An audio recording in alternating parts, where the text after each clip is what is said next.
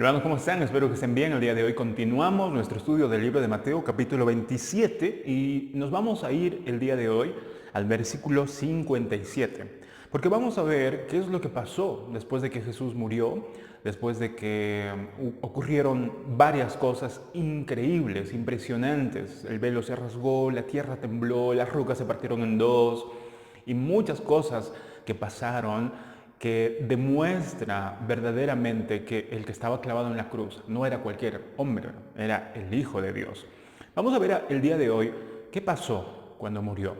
¿Quiénes vinieron a rescatar su cuerpo? ¿Quiénes lo habrán dejado, como siempre se dejaba a los muertos en la cruz, a los que morían en la cruz? A veces se los dejaba ahí, que se estén secando, que sean devorados por las aves de rapiña y que estén ahí colgados.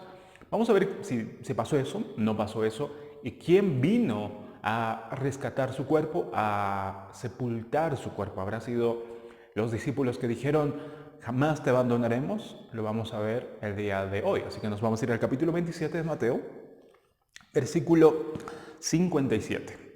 Dice, cuando llegó la noche, que aproximadamente eran antes de las 6 de la tarde, porque acuérdense, no se olviden, acuérdense de que en la cultura judía el tiempo era muy diferente al nuestro. Las 6 de la tarde para nosotros, para nosotros sería las 6 de la tarde, para ellos ya sería casi el final del día, porque ellos empezaban el día a partir de las 6 de la tarde. De manera que cuando llegó la noche, aproximadamente antes, no sabemos qué hora exactamente, pero era seguramente antes de las 6 de la tarde, vino un hombre, como era ese hombre, rico, de Arimatea, llamado José, que también había sido discípulo de Jesús. Era un hombre que los evangelistas mencionan que era un hombre rico, pudiente, pero también que era parte del Sanedrín. Es decir, este hombre, es decir, José de Arimatea, posiblemente tal vez estaba en el consejo que acusó y sentenció a Jesús para que muriese. O probablemente tal vez no estaba ahí, no se sabe. El punto es que, aunque Mateo no lo dice, pero sí el Evangelio de Juan, es decir, el apóstol Juan, menciona muchas cosas de José de Arimatea, y no solamente de José de Arimatea, sino de otro hombre que es muy conocido. Así que nos vamos a ir justamente a Juan, capítulo 19, y vamos a ver un poco más detalles de ese hombre llamado José de Arimatea. Miren lo que dice el versículo 38 en adelante. Estamos en Juan, capítulo 19. Estamos en el mismo episodio, solamente que como los 4 evangelios son distintos, dicen lo mismo, pero de diferentes puntos de vista. Hay algunos que se van directamente al hecho, otros dan más detalles, como en el caso de Juan. Vamos a ver un poco más detalladamente quién era este hombre José de Arimatea. Dice el capítulo 19 de Juan, versículo 31 en adelante: después de todo esto, José de Arimatea, que era discípulo de Jesús, pero secretamente. Ese es un punto importante. Era secretamente, ¿por qué? Por miedo de los judíos. Bueno, este hombre de repente rogó a Pilato que le permitiese llevarse el cuerpo de Jesús, y Pilato se lo concedió. Entonces vino y se llevó el cuerpo de Jesús. Y miren, entra en escena otro hombre que es muy conocido para nosotros. Dice versículo 39, también Nicodemo. Nicodemo, el que antes había visitado a Jesús de noche, vino trayendo un compuesto de mirra y aloes, como 100 libras, que para nosotros aproximadamente sería unos 30 kilos. Casi 30 kilos de compuestos de mirra, que era como un compuesto para poder enterrar a los muertos. Versículo 40, tomaron pues el cuerpo de Jesús y lo envolvieron en lienzos con especias aromáticas, según es costumbre sepultar entre los judíos. Aquí podemos ver algo muy interesante de José de Arimatea. Era un discípulo, era alguien que había creído en el Señor, pero tenía temor porque era parte del Sanedrín.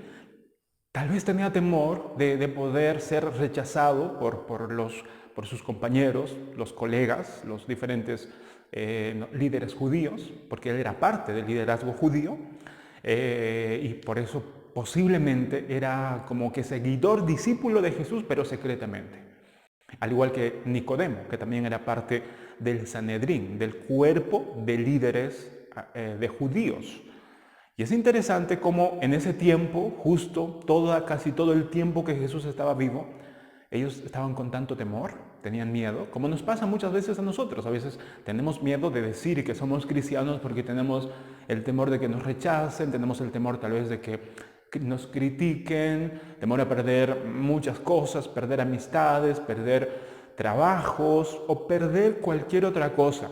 Y a veces por eso uno empieza como que el camino del Señor, pero con un poco de temor. No es algo extraño. Pasaron, en este caso, con los discípulos de Jesús, que ya hemos visto, que dijeron, no Señor, te vamos a acompañar hasta que tú mueras, pero hemos visto que al final de cuentas lo abandonaron.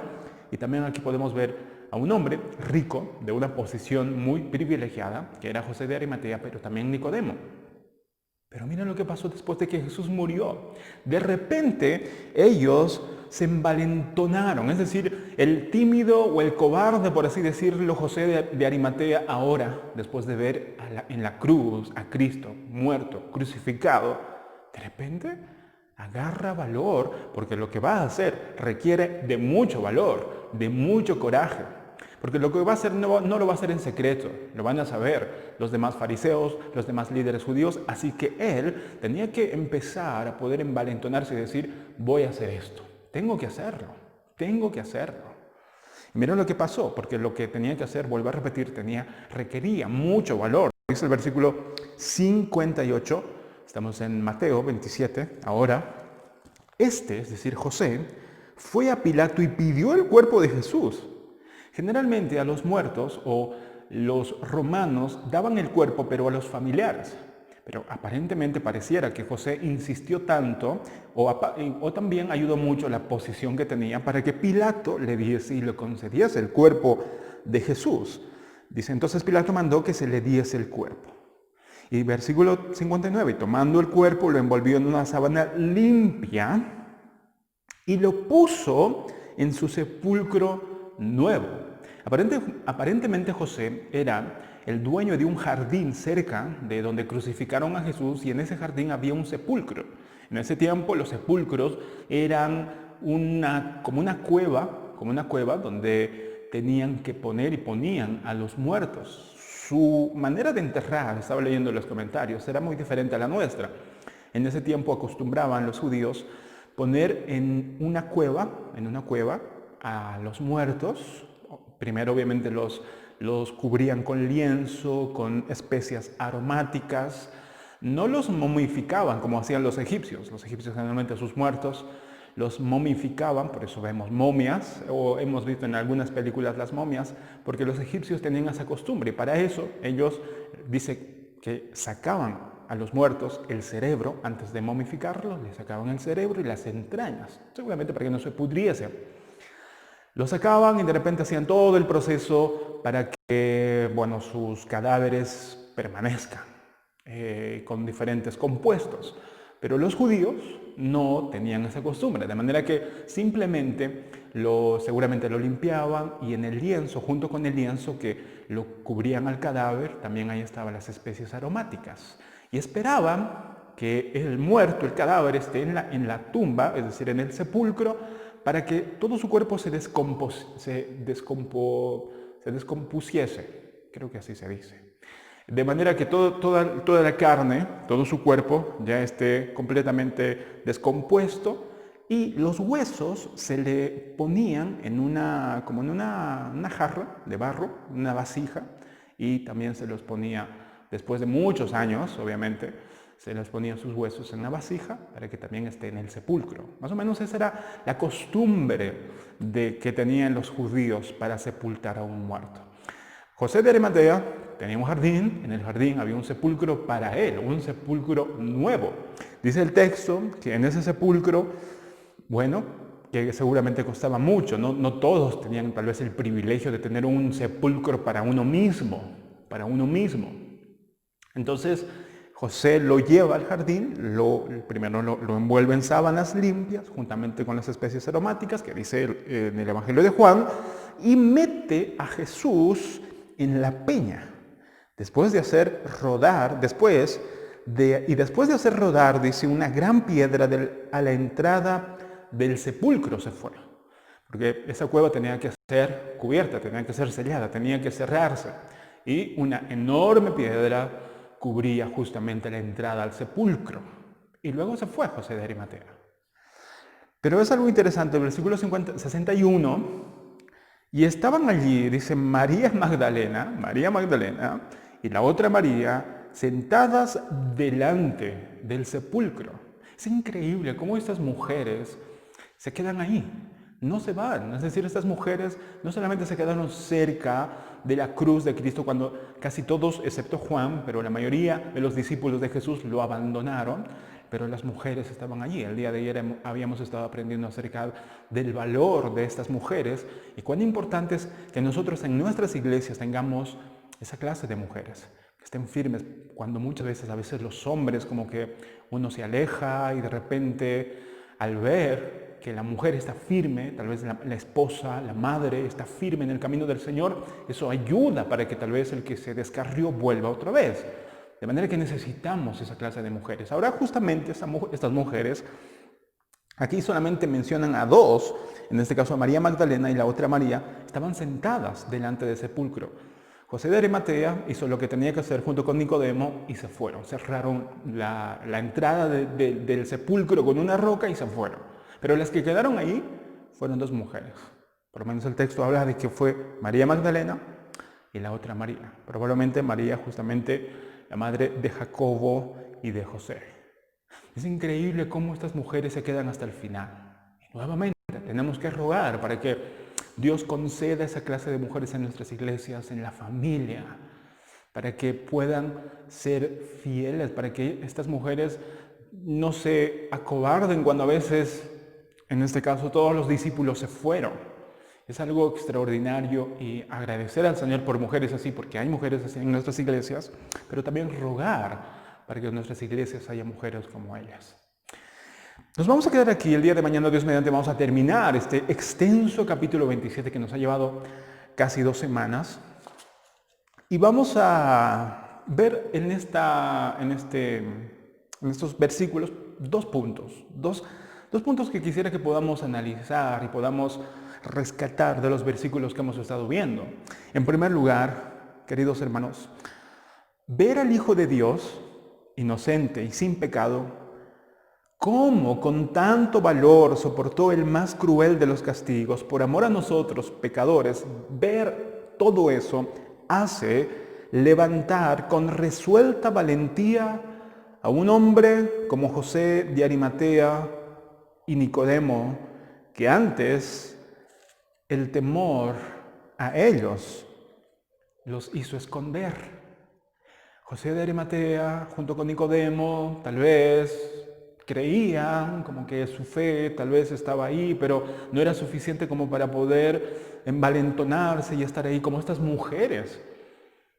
Pero al ver la cruz, al ver a Jesús en la cruz muriendo, al ver al Hijo de Dios inocente muriendo por nosotros, cuando uno ve eso, cuando uno entiende eso, aunque no en toda su magnitud, pero por lo menos se da cuenta de lo inmerecida que es todo lo que hizo el Señor en la cruz por uno mismo, de repente empieza a darse cuenta de que toda su vida había sido cobarde. De repente se da cuenta de que todo el tiempo había estado con temor a los hombres.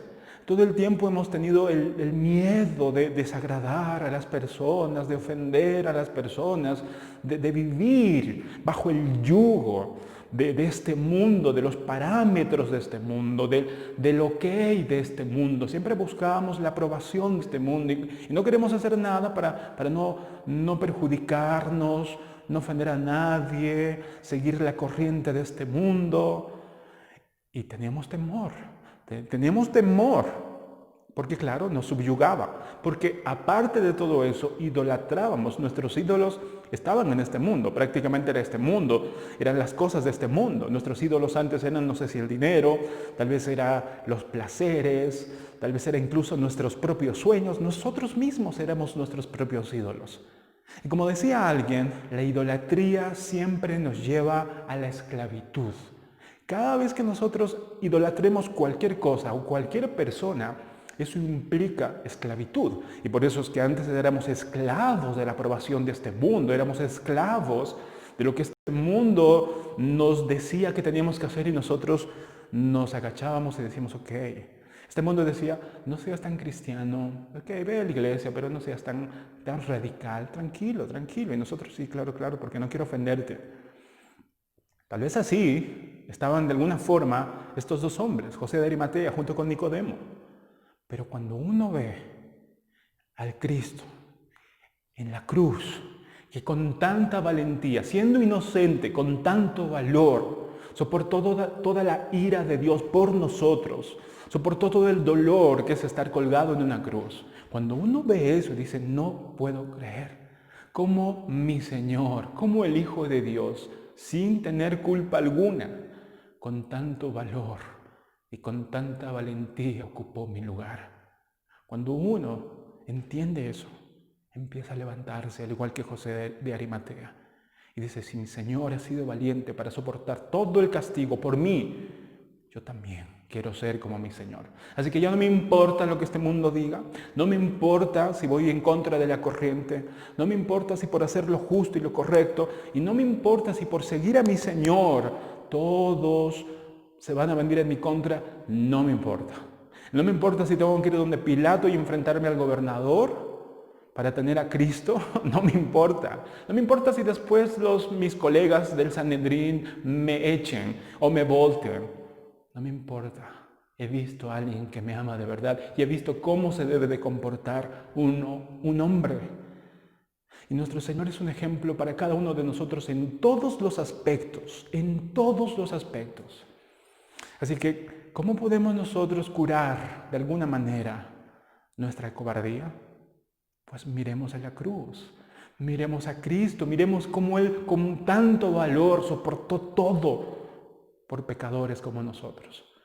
Cuando el Señor empieza a obrar y nuestros ojos ven a ese Salvador con valor, nuestro campeón, colgado en una cruz, soportando con tanto valor, nos tiene que dar esas ganas de decir, Señor, yo ya no voy a ser más esclavo de este mundo, yo ya no voy a ser más esclavo de cualquier ídolo que antes tenía, voy a tirar todas esas cosas, y porque mi Señor me mostró cuánto me ama.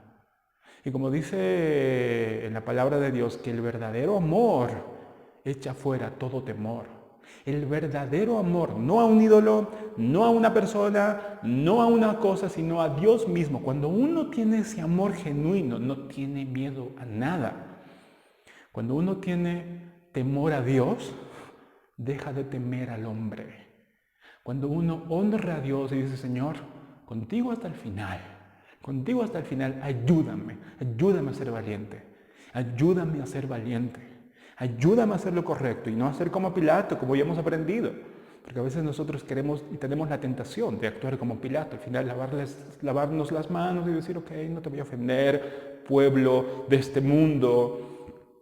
No, ser como nuestro Señor, que Él no se lavó las manos.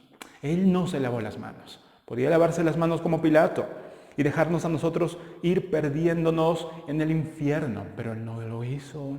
Él no lo hizo, Él estuvo dispuesto a pagar el precio por nosotros. Y que Dios nos ayude para que nosotros también podamos ser dignos de semejante sacrificio. En segundo lugar, hermanos, cada vez que veamos la tumba de un hijo de Dios, de aquel que puso su fe en Cristo, cada vez que veamos la tumba, muchos hemos perdido seres queridos. Y gracias a Dios que esos seres queridos fueron hijas de Dios e hijos de Dios que pusieron su fe en Cristo y que gracias a ellos hemos conocido a nuestro Salvador de alguna manera, porque ellos, tal vez la mamá, el papá, la abuelita, nos llevó a la iglesia. Cuando veamos, si es que partieron ya, y veamos sus tumbas, o incluso, tal vez, nosotros veamos también nuestras propias tumbas, porque hay personas, yo no todavía, pero hay personas que ya tienen un lugar para decir, bueno, cuando yo muera, quiero que me entierren aquí.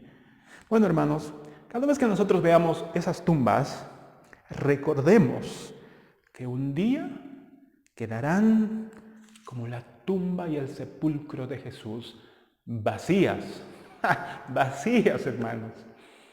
Es algo tan esperanzador que cuando yo voy a la tumba y voy a ir tal vez en algún momento, no por una tradición, sino tal vez por recordar o agradecer al Señor de alguna manera por esa persona, porque ha sido muy importante para nosotros, o algún familiar. Cada vez que yo vaya ahora a la tumba de un ser querido, que es un hijo de Dios, que ha sido un hijo de Dios, y es un hijo de Dios, ¿no? Porque todavía existe esa persona, aunque no en esta tierra. Pero cada vez cuando vaya a esa tumba, yo voy a recordar, y espero que ustedes también lo hagan, de que esa tumba, aunque ahora tal vez está con ese cuerpo, tal vez descomponiéndose, pero aunque esté con ese cuerpo ahora, algún día, esa tumba quedará vacía, como el sepulcro de nuestro Salvador. Y que nuestra tumba también, que en algún momento no sabemos cómo ni dónde, tal vez nos entierre, también quedará vacía. Es temporal, esas tumbas quedarán vacías, como la tumba de nuestro Señor. Eso no nos da esperanza, hermanos. Eso no nos da como que, wow, miren lo que compró nuestro Salvador por nosotros. Miren lo que compró con su sangre preciosa. Compró la resurrección para cada uno de nosotros. No estaremos para siempre en la tumba. Estaremos por un momento hasta que nuestro Señor venga y resucite nuestro cuerpo. Y juntamente con nuestro cuerpo y nuestra alma estaremos para siempre con nuestro Señor. Eternamente y para siempre. Hermanos, eso debe de darnos gozo, tranquilidad, paz. Debe quitarnos el temor a la muerte, debe quitarnos ese temor a que si muero mañana, no importa dónde me pongan, no importa dónde mi cuerpo lo pongan. Tal vez incluso no sé si estará aquí o estará en otro lugar, no lo sé. Pero lo que sí sé es que donde me pongan va a ser temporal, porque algún día quedará como el sepulcro y la tumba de nuestro Señor vacía. Así que agradezcamos a Dios, hermanos, de todo lo que Cristo logró en la cruz por cada uno de nosotros. En primer lugar, no nos olvidemos que miremos la cruz, miremos cómo nuestro Señor soportó para que nosotros también podamos envalentonarnos, podamos ponernos con coraje y valor y decir, no importa que ruja el mundo, yo voy a seguir a mi Señor. Puedo perder todo. Está bien, quítenme todo, porque si tengo a mi Señor, yo lo tengo todo, aunque este mundo me quite todo. Así que, queridos hermanos, mucho ánimo, mucho valor, y recordemos siempre que donde nosotros o donde nuestro cuerpo descanse y donde los cuerpos de los santos hijos de Dios descansan, algún día también quedarán vacías, como la de nuestro Señor. Bendiciones, queridos hermanos. Dios mediante, el día de mañana vamos a terminar ya este capítulo 27. Bendiciones.